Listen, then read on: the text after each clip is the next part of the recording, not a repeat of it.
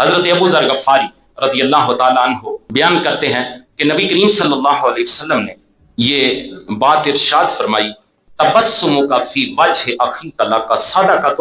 وامرک بالمعروف ونہیک عن المنکر صدقہ، تمہارا اپنے بھائی سے مسکرا کر ملنا بھی تمہارے لیے صدقہ ہے، تمہارا نیکی کا حکم دینا، تمہارا برائی سے روکنا بھی صدقہ ہے، وَإِرْشَادُكَ الرَّجُلَ فِي أَرْضِ الضَّلَالِ لَكَ صَدَقَةٌ وَبَصَرُكَ لِلرَّجُلِ الرَّدِيءِ الْبَصَرِ لَكَ صَدَقَةٌ، تمہارا کسی بھولے پٹکے شخص کو راستہ بتا دینا بھی صدقہ ہے، اور جس شخص کو نظر نہ آتا ہو تمہارا اس نابینا شخص کو راستہ دکھا دینا بھی صدقہ ہے۔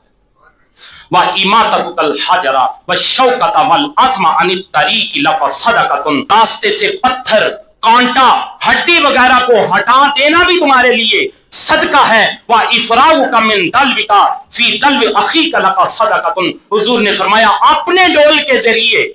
اپنے بھائی کے ڈول میں پانی ڈالنا بھی صدقہ ہے۔ جامعہ ترمذی 1879۔